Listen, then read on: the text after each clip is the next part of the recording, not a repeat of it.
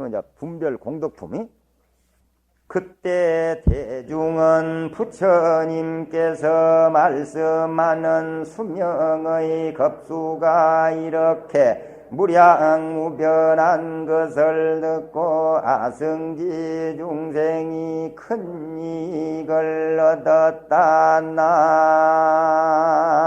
나무다불. 자, 여기서 그때란 말이 이제 그때가 어느 때냐면은 부처님께서 열의 수량품을 설하실 때, 그때를 말이야. 이게 그때란 말이 열의 수량품을 설하실 때랍니다. 자, 그럼 여기서 한 가지 알아둘 것은 저 앞에서 이제 부처님과의 대화 상대가 주로 문수보살이 이제 많이 나왔거든요. 그리고 이제 사리보살도 나왔습니다. 이렇게 문수보살과 서품에서 이제 대화가 그렇게 시작되어 가지고 이제 미륵까지 왔어요. 미륵보살까지. 앞으로는 미륵보살하고 주로 대화를 하게 됩니다. 그리고 이제 그 미륵보살하고 대화가 이루어지고 이제 제일 끝에 가면은 보현보살하고 이제 말씀을 해요. 어쨌든 부처님께서 미륵보살에게 말씀하시기를 열의 수명이 한량없음을 듣기만 해도 여기 읽은 대로 이제 그대로 그 밑으로 쭉 읽어본 그 내용이 나와요. 읽은 대로 그 공덕을 얻는다는 내용이 이제 쭉 나와요. 자, 그러면 여기에 나와 있는 내용 중에 우리가 꼭 알아두어야 할 것을 한번 알아보겠습니다. 우선 부처님이 생존에 계실 때 상황하고, 부처님이 살아계실 때의 상황하고, 부처님이 멸도하신 후에는 어떻게 하여 공덕을 얻느냐 하는 문제가 있는데, 오늘은 살아계실 때보다도 지금 현재는 부처님이 멸도하고 안 계시니까, 생존에 계시지 않으니까 부처님 멸도 후 우리는 무엇을 어떻게 수행을 해야 될 것인가, 그것에 대해서 이제 알아보도록 그렇게 하겠습니다. 부처님이 열반에 드신 뒤에 우리들이 해야 될 일, 공덕을 성취할 수 있는 그런 일입니다. 제일 첫째, 부처님의 수명이 한량 없다는 그 설법을 듣고 어떻게 해야 되냐? 믿음을 낸 다음에, 믿음을 내야 된다. 제일 첫째는 믿음을 내야 돼. 믿어야 돼. 그냥 택도 없는 소리 하고 있네. 이러면 곤란해 버려요. 부처님은 한량없는 수명을 가지고 있느니라. 이러니까 그런 법문을 부처님께 하셨다 하니까는 믿지 않아 보면 이게 이제 이야기가 안 돼요. 믿어야 된다. 제일 첫째, 믿음을 내라. 또 그 믿음을 낸 다음에 어떻게 해야 되느냐. 이게 이제 아주 중요합니다. 믿음을 낸 다음에. 자, 그러면 147쪽. 위에서 6번째. 또 일다여 만약 어떤 이가 부처님의 순명이 장원함을 듣고 그 말 뜻을 알면 이 사람이 얻은 바 공덕은 한량이 없어서 능히 열에 의의 없는 지혜 일으키리라. 어찌하물며 널리 이 경을 듣거나 남에게 듣게 하거나 만일 스스로가 지니거나 남에게 지니게 하거나 만일 스스로 쓰거나 남에게 쓰게 하거나 또는 꽃향, 영락, 당번, 증계, 향유소 등으로 경전에 공양함이리요. 이 사람의 공덕은 무량무변하여 능히 일체 종지를 낳게 되리라.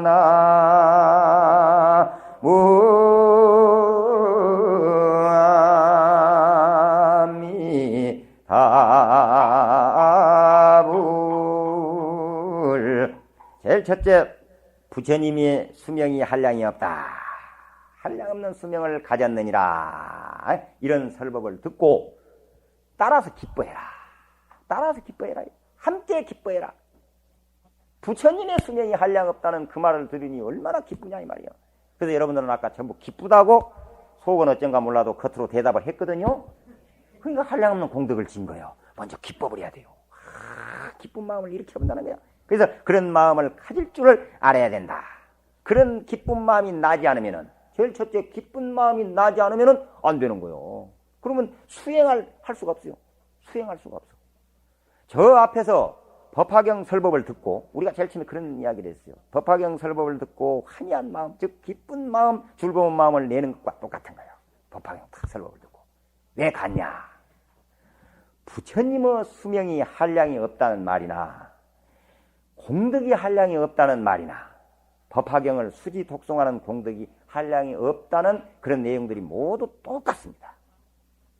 바로 법화경 사상에 의해서 곧 실상 묘법을 갖추신 그런 분이 누구냐? 부처님이시거든요. 그런 부처님이 설하신 법이요. 그래서 부처님과 법과는, 부처님과 즉 법화경과는 둘이 아니다 이 말이야. 둘이 아니야.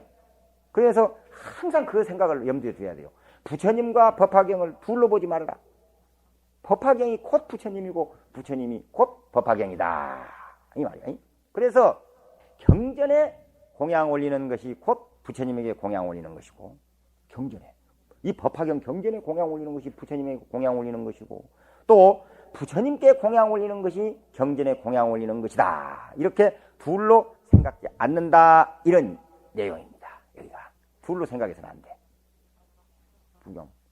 여기 읽어보면요, 법화경 잘못 배워보면 또 골치 아파져요. 법화경에다가 공양 올리면 아무것도 할 것이 없다고 나와요. 그러니까 그냥 집에다가 법화경 책 놔놓고 뭐 절에 갈 것도 없고 절에다 실주할 것도 없고 부처님한테 공양 올릴 것도 없다고 이런 또 엉뚱한 생각을 부르고, 또 저 뒤에 가서 저 야광보살 본사품에 보면은 또 이 몸을 다 자기 몸을 태워가지고 부처님께 믿음을 보이고 공양을 올리잖아요. 그거 잘못 빼가지고 손가락 태우고 발가락 태우고 그러잖아요. 또 그렇게 정신 나간 또 일도 있어요. 이거 그게 나중에 가서 후회하거든 다.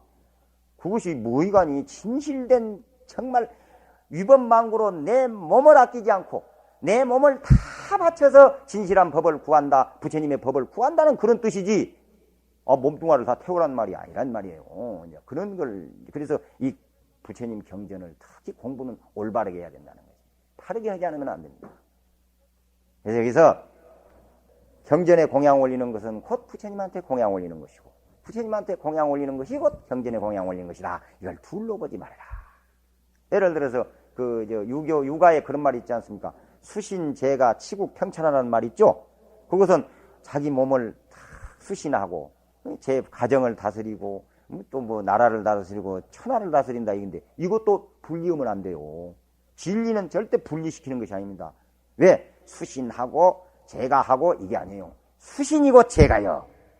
자기 몸을 올바르게 잘 가꾸는 것이 천하를 다 가꾸는 거예요. 또 나라를 잘 경영하는 것이 수신이요. 바로 이렇게 항상 큰 지혜로 해석을 해야 되고 큰 지혜로 내려다봐야 됩니다.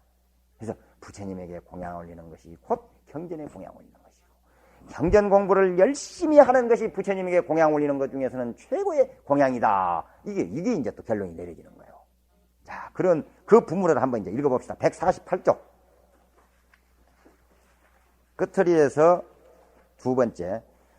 이런 고로 내가 말하되 열애가 멸도한 후에 만일 어떤 이가 이 경을 독송하며 남을 위해 설하거나 혹은 쓰거나 남을 하여 경전에 공양하면 다시 담화지를 세우고 성방을 짓고 성가 공양할 것 없다고 하느니라. 하물며 다시 어떤 사람이 능히 이 경을 받아 지니면서 겸하여 보시기게 인욕 정진 일심 지혜를 모두 행함일까 보냐 나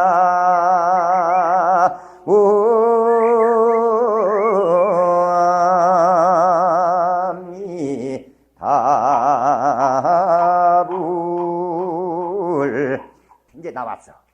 여기 이 대목 잘 이해해야 돼요. 이 대목 잘못 알아버리면 이거 참 천하의 주지심들한테 성법 스님 죽일 놈 되어버리네 이제. 큰일 나니까요. 이거 잘 들어요. 이거 잘 들어야 돼요. 이거 자, 여기 보면은 내용 중에 이 법화경을 수지 독송하고 남을 위해 설하거나 또 경전에 공양하면 탑과 절을 세우고 부처님께 공양하지 안 해도 된다. 안 해도 된다. 이게 나왔다 이 말이야. 이게 나왔어요 지금. 이걸 잘 들으라 그 말이에요. 그 말 뜻을 잘 알아야 한다 그 말이에요. 어? 그 말이에요. 알아요? 잘 알아들어봐요. 그러니까 얼렁굴렁 넘어가려고 하지 말고 이 뜻이 바로 아까 말한 둘이 아니라는 그런 겁니다. 둘이 아니다. 여기에 또 5가지 수행이 이제 나오거든요. 법화경을 만났을 때 이 법을 공부할 때 우리가 가지고 행해야 할 5가지가 있습니다. 그것을 오품이라고 해요. 그러니까 수의품, 제일 처음에 수의, 그러니까 따라서 기뻐한다 그 말이야. 따라서 기뻐하고 수의, 그리고 독송, 독송품, 그리고 설법, 겸행육도 아까 읽었죠. 겸해서 여기 저 내용에 보면은 이 사람이 능히 이경을 받아 지니면서 겸하여 보시, 지계, 인욕, 정진, 선정, 지혜 이게 육바람일 아닙니까? 이게 겸행육도품이요. 이게 겸행육도. 겸해서 육바람일을 수행한다. 또 정행육도 이게 이제 첫째 수의 함께 따라서 기뻐합니다. 우리가 이 법화경 공부하는데 제일 첫째 조건이에요. 이게 법화경 공부는 어떻게 해야 되느냐? 제일 첫째 함께 따라 기뻐한다 이 말이에요. 부처님의 수명이 한량이 없다는 말을 듣고 함께 따라 기뻐하고 사리불존자가 수기를 받으면 또 함께 따라서 기뻐하고 아무개네 아들이 대학 합격하면 함께 따라서 기뻐한단 말이에요. 어? 그냥 우리 아들 합격했는데 저 다른 친구 아들 합격해버리니까 그냥 그 기쁨이 반감되어 버리면 안 되는 거예요. 그냥. 함께 따라 기뻐하는 거예요. 같이 따라 첫째는 기뻐하는 거고 둘째는 항상 독송합니다. 읽고 외워야 돼요. 법화경을 항상 읽고 외우고 세 번째는 남에게 설법을 해줘야 됩니다. 법화경을 항상 남에게 알려줘야 돼요. 그리고 네 번째는 겸해서 육바라밀을 수행한다. 그걸 겸행육도라고 합니다. 겸행육도. 여기서 육도가 육바라밀이거든요. 그래서 네 번째 겸행육도요. 그리고 정행육도라고 해서 더욱더 참행으로 진짜 행으로 올바른 육바라밀을 수행을 해들어간다 이 말이에요. 올바른 육바라밀을. 이렇게 5가지를 이제 오품이라고 하는데 그냥 참고로 그냥 알아두세요. 참고로. 이걸 본격적으로 하려면 그냥 한 100일은 해야 돼. 100일. 이렇게 수의하고 독송하고 설법하고 겸해서 육바라밀을 수행하고 참으로 올바른 육바라밀을 수행해서 그 공덕이 한량이 없고 일체 종지에 이르게 된다. 즉 성불한다. 일체 종지에 이루려고 한다는 말은 성불한다 그 말이야. 이 오품이 아주 중요해요. 또 우리 부처님 법을 닦아나가는 데 있어서 꼭 법화경 공부하는 불제자의 수행이 바로 이 5가지 성취하는 것입니다. 5가지 성취. 따라서 기뻐해. 수의 따라서 기뻐해. 이것같이 좋은 게 없어요. 우리가 복 짓는 것 중에서 최고의 복 짓는 방법이 따라서 기뻐하는 거라니까.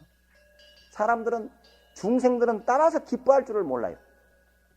함께 어쨌든 좌우간 다른 사람 좋은 일이 있으면 같이 따라 기뻐해야 되는데 좌우간 다른 사람이 좋은 일만 생겨버렸다면 나는 막 살이 팍팍 쪄버려. 요새 같으면 옛날에는 살 빠져버렸는데 요새는 살찌는 게 고민이잖아요. 옛날에는 옛날에는 못 먹고 살 때는 그냥 살 빠지는 게 죽을 지경이지. 그러니까 옛날에는 그냥 남이 그냥 좋은 일만 생기면 살이 쭉쭉 빠졌는데 지금은 살이 푹푹 쪄버려. 스트레스 살. 그러니까 말이야. 그래서 그런 함께 따라 기뻐해야 돼. 어떻게 하면 환희한 마음을 다 깊이 길어나갈 수 있는가. 그리고 믿음이 어떻게 하면 더욱 경계해질 수 있느냐 이 말이야. 함께 따라 기뻐한다 그 말은 믿는다 그 말이거든요. 믿는다. 믿지 않으면 절대 기쁜 마음이 일어나지 않습니다. 친구가 잘 되는 것도 믿기 때문에 기쁜 마음이 일어나는 거예요. 믿기 때문에. 믿음이 없으면요. 절대. 그래서 부처님께서 말씀하신 누구나 다 성불할 수 있다. 법화경에서 그 말씀을 하시잖아요. 누구나 다 성불할 수 있다. 또 제일 중요한 것이 그거예요. 법화경에서 제일 첫째는 누구라도 다 성불할 수 있다. 이걸 믿고 기뻐해야 되고, 또 하나가 뭡니까? 부처님의 수명은 한량이 없다. 부처님은 돌아가신 것이 아니다. 이 말씀에 또 믿고 기뻐해야 된다. 이 말이야. 그게 두 가지가 아주 중요합니다. 그런 말씀을 듣고 한 점의 의심도 없이 믿는 거예요. 그러니까 우리는 그런 부처님의 공덕을 얼마나 믿느냐에 따라서, 다시 말해서 부처님의 말씀을, 부처님의 공덕을 얼마나 믿느냐, 여기에 따라서 불교인으로서 자격이 있고 또 자격이 부족한 거야. 그 믿음에 따라서. 자기의 그 믿음과 공덕이 성취되는 것이에요. 얼마나 믿느냐에 따라서, 부처님을 믿느냐에 따라서 자기 공덕도 성취돼요. 우리가 지금 신심이 있다 또는 믿는다느니, 그러지만은 정말로 신심이 완성이 된 경지인가 이루어졌는지, 자기의 신심이 정말 얼마나 믿는지 한번 의문해 볼 필요가 있다니까. 그래서 이 삶에 대한 애착이 가득 채워져 있습니다. 중생은 견고한 그런 믿음, 살고자 하는 그런 믿음이, 그런 믿음같이 부처님을 믿는 마음도 그렇게 믿어라. 그렇게. 그러니까 이 견고한 믿음이 이루어지지 않고는 불공덕의 성취는 어려워. 우리가 항상 불공덕 그러잖아요. 불공덕이란 게 뭡니까? 부처님의 공덕이거든요. 부처님의 공덕은 부처님의 가피력입니다. 위실력입니다. 그것은 어디서 나오냐면 믿음이, 견고한 믿음에서 나오는데 그게 성취가 안 돼요. 믿음이 없으면은. 그러려면 믿음이 없으면 기쁨도 안 일어나. 그래서 믿음과 수의는 하나입니다. 환희한 마음, 여기서 말하는 기쁨, 그것은 우리가 일반적으로 생각하는 그런 기쁨과는 달라요. 부모가 자식을 사랑하는 그 마음, 사실 그런 마음도 사람들은 이해를 못합니다. 부모가 자식을 사랑하는 마음도요, 이해를 못해요. 얘 낳아보니까 친정어머니 이해가 되는 여전히 입 바른 소리 하고 있거든요. 탁덤 소리요. 어림도 없어요. 지는 모릅니다. 자기 부모가 자기를 사랑해주고 예뻐주는 그 마음은 자기가 자식을 낳아서 길러봐도 모른다는 거예요. 진실된 건 알 수가 없어요. 그냥 안다고 입버릇처럼 할 뿐이지. 이제 애 낳고 보니까 어머니 마음을 알겠느니 뭐더니 탁덤 소리고 있네. 뭘 알아 알기는 몰라요. 모릅니다. 절대 모릅니다. 그것은 이론으로, 이치로서 알 수 없는 깊은 사랑이 있기 때문에 그런 거야. 그냥 이치로 아는 게 아니에요. 이론으로 아는 게 아닙니다. 부모가 자식을 사랑하는 그 마음은 이론이 아니에요. 이치가 아니에요. 그것은. 그렇기 때문에 알 수가 없는 거예요. 지가 자식 낳아서 사랑해봐도 몰라요. 지 사랑해주는 부모의 마음을 알 수가 없어요. 왜 뭘만 아느냐? 지가 지 자식 사랑하는 것만 알아요. 그러나 부모가 자기를 사랑해주는 마음을 알 수가 없다는 거예요. 아무리 천년 만년 사랑해봐 자식을, 10,000명을 낳아서 키워봐봐 되겠는가, 그 마음을 모른다는 거예요. 부모 되어봐야 안다지만은 진짜는 알 수가 없답니다. 그것은 없답니까 아니라 없어요. 왜냐하면 그건 내가 한 소리니까. 누가 한 소리가 아니거든. 없어 그 같아. 정말로. 이와 같이 법화경 강의를 들었을 때도 일찍이 느껴보지 못한 그런 환희가 나와야 됩니다. 자, 우리 모두 한번 가슴에 손을 얹고 한번 생각해 볼 필요가 있습니다. 과연 이번 법화경 강의를 듣고 우리의 환희한 마음, 기쁜 마음이 어느 정도인가? 자식을 향한 사랑과 그 기쁨하고 한번 비교해 봅시다. 정말로요, 여기서 이번 법화경 강의에 가장 기쁨을 느끼는 사람은 성법스님이고, 성법스님이 제일 기뻐요. 나는 내가 좋아서 어쩔 줄 모르겠다니까. 내가 좋아가지고 그냥 막 정신이 없어요. 지금. 너무 좋아. 그런데 정말로 기뻐하고 정말로 거룩하게 이 법화경 강의, 이 공부를 정말 마음에서 우러나서 이렇게 하는 분들도 있어요. 그런 걸 내가 느껴요. 많은 걸 느낍니다. 그래서 우리는 부처님 경전을, 법화경을 대하는 마음이 정말 환희한 마음, 따라서 기뻐하는 마음으로 성취되었을 때 경전 한 줄을 읽어도 발심이 되고 또 믿음이 이루어지고 믿음이 이루어지면은 어떻게 됩니까? 자기의 소원이 그대로 이루어져 버리는 거예요. 믿음이 이루어져 버리면 믿음이 그냥 바로 곧 소원이 성취라니까. 믿음이 그런 마음, 그런 수이한 마음으로 성취되었을 때 그런 기쁜 마음, 참 내가 참 법화경 강의를 이렇게 들으러 왔구나, 이 법문을 들었을 때 너무너무 즐겁고 이런 마음이 탁 이루어졌을 때 우리의 소원은 그대로 다 성취가 된다 그 말이에요. 기쁜 마음이 얼마나 좋은지 몰라요. 자, 이렇게 수이한 마음이 성취시키기 위해서 어떻게 해야 할 것이냐, 그것은 기쁜 마음이 가장 중요하기 때문에 내가 이야기를 좀 많이 합니다. 기쁜 마음이 일어나게 그걸 성취시키려면 제일 첫째 부처님을 모시고, 우리가 부처님을 모셔야 돼요. 그리고 부처님께 예배 공양 올리는 겁니다. 공양.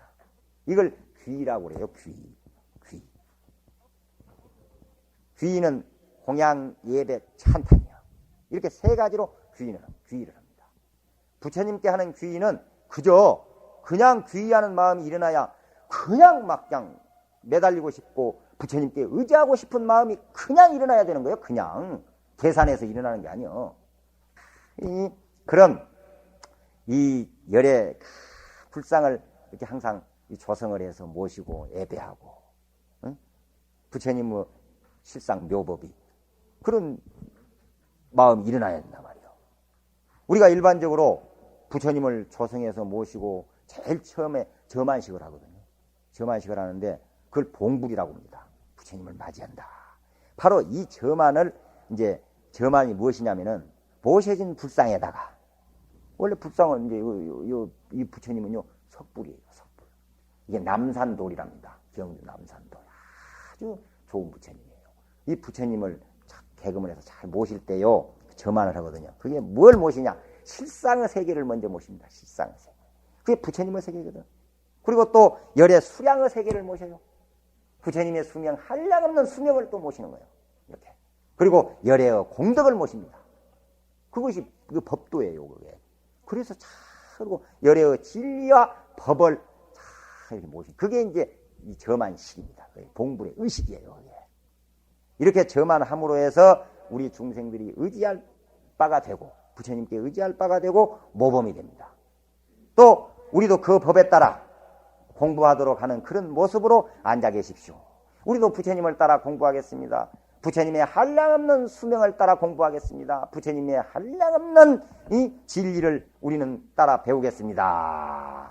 그러니 제발 그러한 모습으로, 한량없는 수명의 세계의 모습으로, 열의 공덕의 세계의 모습으로, 실상의 세계의 모습으로 앉아 계십시오. 그래서 저희의 귀처가 되어 주십시오. 이렇게 하는 것입니다. 비록 조각품이지만 점안식을 통해서 일체 모든 공덕의 세계, 법의 세계, 진리의 세계, 열의 수량의 세계를 모시는 거예요. 이게 점안의 의식입니다.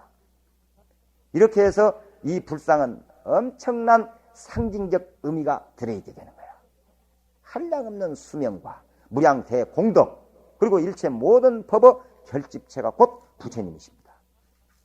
그러니 이 불상은 점안의 의식을 통해서 귀처가 되는 거예요. 점안의 의식을. 점안하지 않으면 소용이 없어요. 부처님 봉부를 하지 않으면. 우리가 이렇게 부처님 형상을 조각에 모셔놓은 것은 법신을 상징한 것이에요. 법신. 그렇게 수명과 공덕이 다 모여진 부처님께 공양물은 이제 여러 가지 이제 상징을 해서 공양을 올리는 거예요. 그리고 절을 올립니다. 그 이제 7가지를 올리지 않습니까? 공양을 올리는 게. 자, 향을 올리고, 촛불을 켜고, 닭인물을 올리고, 마지를 올리고, 꽃 공양하고, 과일도 올리고, 또 불전도 올리고, 이렇게 7가지를 올리는 거예요. 이런 건 여러분들이 거의 내가 여러 번 설명을 해서 다 할 거예요, 그게. 그럼 이제 간단한 이야기하면은, 이 향을 올리는 것은 자유를 상징하고, 우리는 자유가 있어야 되니까. 그리고 촛불을 켜는 것은 지혜를 상징하고, 또 이 닭인물을 올리는 것은 수명을 상징하고, 수명, 한량없는 수명, 열애의 수명. 그리고 마지를 올리는 것은 기쁨을 상징하는 거예요. 기쁨. 선열, 그냥 기쁨. 그리고 꽃을 올리는 것은 사랑, 자비. 그리고 과일은 능력. 그리고 불전은 복덕을 상징하는 것입니다. 그래서 무엇인가 물건을 상징해서 거기에 의미를 부여하는 것이 그게 종교예요. 우리가 공양을 그냥 올리는 것이 아니고 그러한 깊은 의미가 담겨져 있는 그런 뜻이다. 어? 이런 정도로 하도 많이 해가지고 이것은 모르는 사람이 없어. 거의 다 알죠? 예. 그래서 이제 그렇게 공양을 올리는 것은 그렇게 되고자 하는 거예요. 부처님처럼 한량없는 자유인이 되고 싶습니다. 부처님처럼 지혜스러운 그런 지혜를 얻고자 합니다. 이 공양 올릴 때 촛불을 탁 키면서도 그러고 향을 꼽을 때도 그러고 탁인물을 올리면서도 부처님 열의 수량, 부처님과 같은 수량, 그 수명, 그리고 맞이를 쌀을 올리면서도 부처님과 같은 기쁨이 이루어지소서. 그리고 꽃을 공양하는 것도 사랑받고 사랑하게 해달라 말이야. 사랑받고. 세상에서 사랑같이 좋은 것이 없으니까 우리가 이 부처님한테 절을 합니다. 절을 하는 것은 우리 종교와 민족의 문화입니다. 이 절은 어른을 보고 절을 하는 것, 또 부모 부름을 받고 앞에 나가 다 절을 하는 것, 그것은 우리의 전통 예법이에요. 그래서 종교는 무엇이고, 응? 종교는 어떤 것이든 간에 또 신은 또 무엇입니까? 신이라는 것이 예수가 하는 역할을 우리의 전통 종교 신들도 충분히 해내고 있어요. 예수가 하는 것은 우리의 산신령도 다 하고 옛날에 아는 것이 없어요. 다 서양 종교가 우리나라에 들어와서 가장 피해를 본 것은 바로 우리의 종교 문화입니다. 종교하고 문화예요. 정신 문화고 서양 문화가 들어와가지고 서양 종교가 들어와서 세상에서 가장 신비한 힘은 인간으로부터 나옵니다. 인간으로부터. 그래서 그 나라 민족의 인간들의 이야기를 기록한 것이 각 나라의 신화예요. 우리는 지금 다른 민족의 신화만 믿고 있어요. 요즘에 보면은 천국이 되어가고 있어. 우리 신화는 기억 속에서 그냥 모두 없애고 있어요. 기독교의 구약 성서는 곧 유대민족의 신화입니다. 구약 성서가. 우리 신화는 이제 당군 신화죠. 홍익 인간의 이념을 갖고 있죠. 우리 신화는. 사람을 위해서 존재한다는 최고의 휴머니즘이야. 우리 신화가. 우리 민족의 이념으로 천명한 것이 우리 신화입니다. 사실 절하는 것만큼 좋은 것이 없어요. 절하는 것까지. 우리가 절을 해보면은 절할 때만큼 마음이 편안한 일이 없습니다. 기도하는 방법 중에 절하는 것이 아주 좋은 방법이거든요. 절하는 방법. 또 공양 올리는 물건 하나하나에도 아까도 말했듯이 참 의미가 부여되었다는 거예요. 그래서 자기가 간절히 절을 할 때 마음이 평화로워지고 마음이 평화로워지면 자비스러워집니다.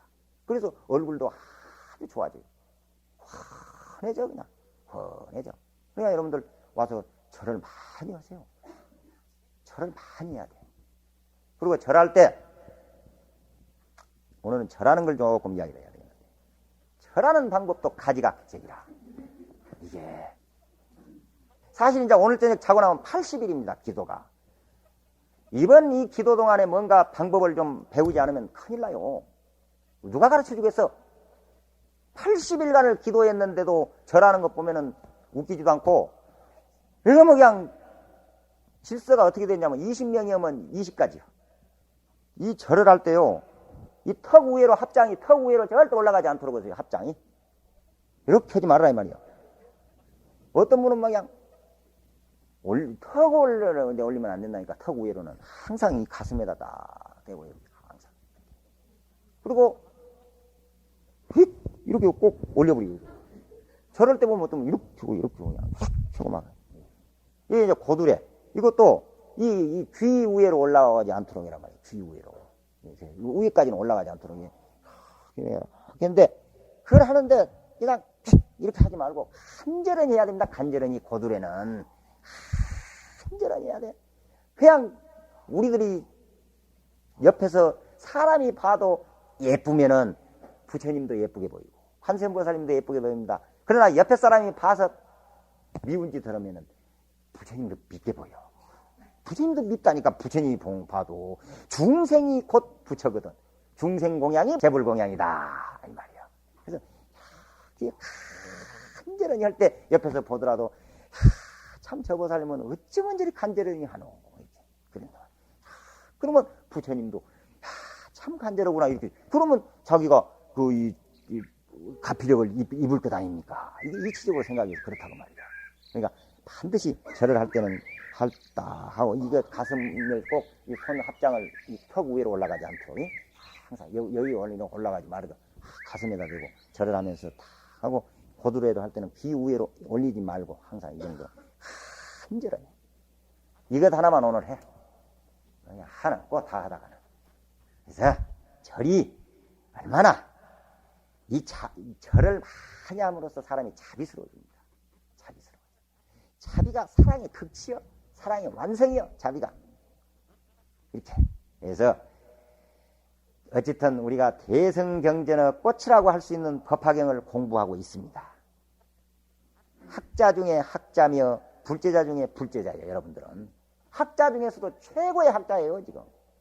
지난주에도 내가 이야기를 했지만은 원래 이 법화경은 아주 기초부터 시작해가지고 금강경까지 다 마친 다음에 배워야 되는데 거의 그렇게 지금 하고 있거든요.